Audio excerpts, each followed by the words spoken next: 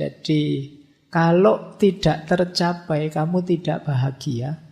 Kalau tercapai kamu senang sebentar. Tapi terus kamu merasa lelah dan takut kehilangan. Misalnya tadi kamu kejar-kejar ingin memiliki. Kalau tidak dapat kamu stres, kalau dapat kamu senang tapi sebentar. Karena setelah itu kamu khawatir lagi. Jangan-jangan dia pergi, jangan-jangan dia sadar, jangan-jangan terus dia lari, jangan-jangan banyak ketakutanmu, jangan-jangan nanti digoda orang, jangan-jangan. Itu karena logikamu, logika kepemilikan. Ternyata ya tidak ketemu kebahagiaan. Ini kata Anthony de Mello.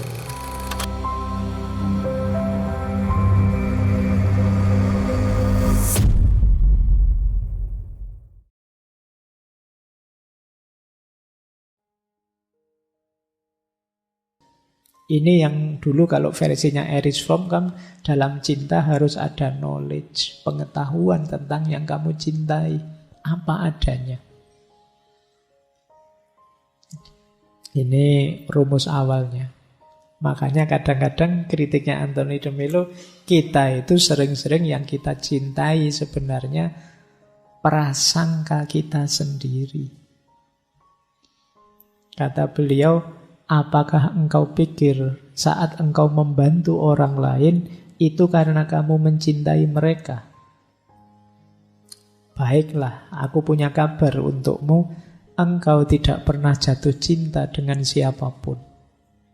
Engkau hanya jatuh cinta dengan prasangka dan gagasanmu yang penuh harapan tentang orang itu. Luangkan waktu sejenak untuk memikirkan hal ini. Engkau tidak pernah jatuh cinta dengan siapapun, engkau hanya jatuh cinta dengan prasangkamu terhadap orang tersebut. Ayo kita evaluasi ya, ini kalian yang sudah mulai bucin, mulai cinta ini, naksir itu, coba kamu cek, jangan-jangan yang kamu cintai prasangkamu saja, bayanganmu saja, bukan dia apa adanya. Apalagi kamu yang sedang merungsung, ngejar-ngejar, itu biasanya bayangannya serba indah saja, positif saja, penuh harapan.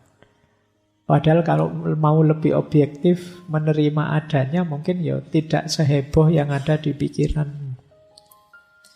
Maka awalilah dengan kesadaran. Jangan diawali dengan prasangka-prasangka. Baik prasangka positif atau prasangka negatif. Lebih objektif akan lebih masuk. Setiap orang sadarilah ada kelebihan dan kekurangannya. Biasanya kalau sedang semangat-semangatnya itu yang kamu cintai kelihatannya semua indah.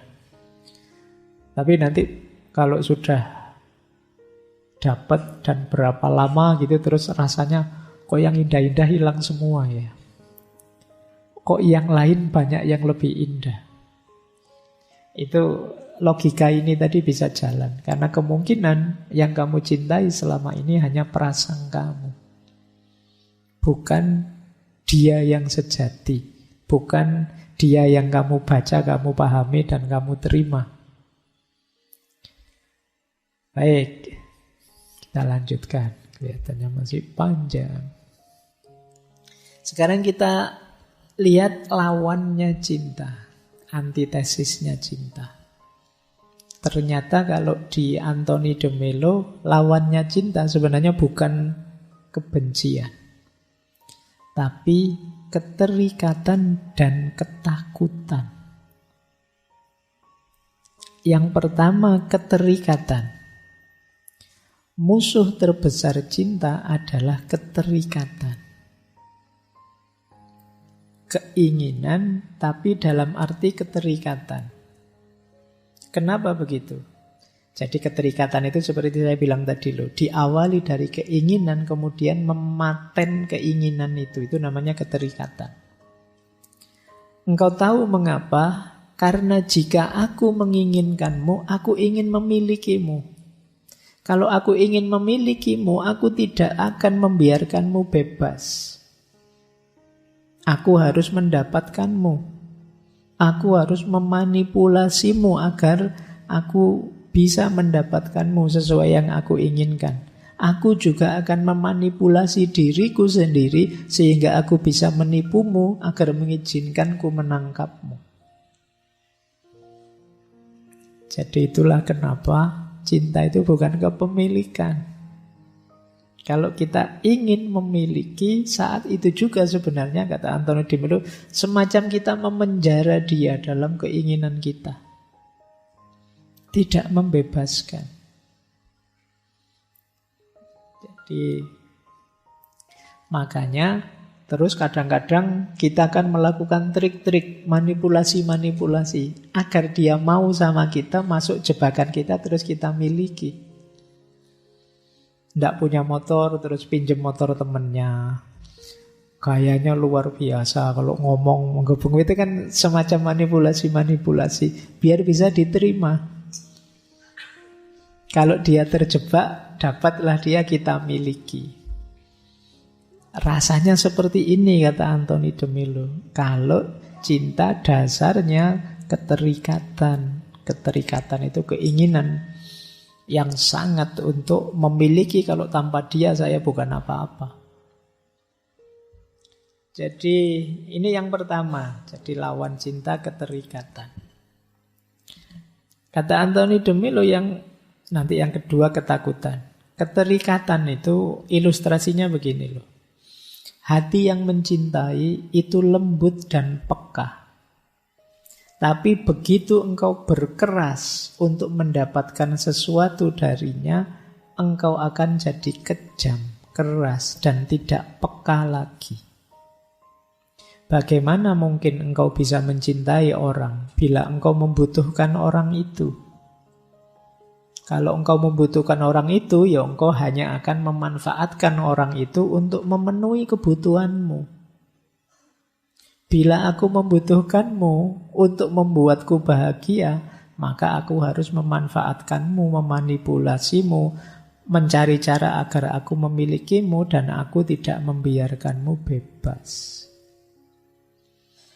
Justru ini rumusnya menarik.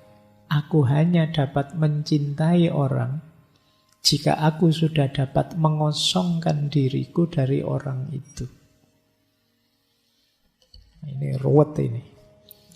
Kamu mulai bingung ini. Jadi kita bisa mencintai orang ketika kita bisa mengosongkan diri kita dari keinginan-keinginan, pamrih-pamrih, kebutuhan-kebutuhan kita pada orang itu. Jadi orientasinya memang hanya memberi, bukan mengambil dan memiliki. Loh, saya dapat apa, Pak? Ya kalau masih ada pertanyaan saya dapat apa, masih belum ada di wilayah ini. Di wilayah cinta yang spiritual ini. Masih keterikatan.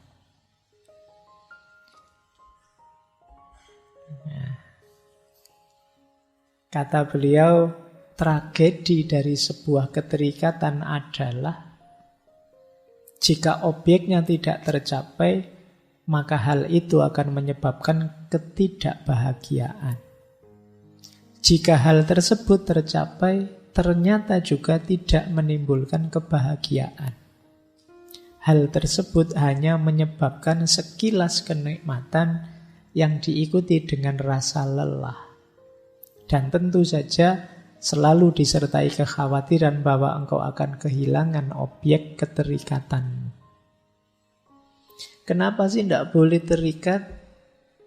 Karena keterikatan itu tidak menghasilkan apa-apa selain kamu lelah dan takut. Jadi kalau tidak tercapai kamu tidak bahagia. Kalau tercapai kamu senang sebentar. Tapi terus kamu merasa lelah dan takut kehilangan. Misalnya tadi, kamu kejar-kejar ingin memiliki. Kalau tidak dapat kamu stres, kalau dapat kamu senang tapi sebentar. Karena setelah itu kamu khawatir lagi. Jangan-jangan dia pergi. Jangan-jangan dia sadar. Jangan-jangan terus dia lari. Jangan-jangan banyak ketakutanmu. Jangan-jangan nanti digoda orang. Jangan-jangan. Itu karena logikamu, logika kepemilikan. Ternyata ya tidak ketemu kebahagiaan. Ini kata Anthony de Mello.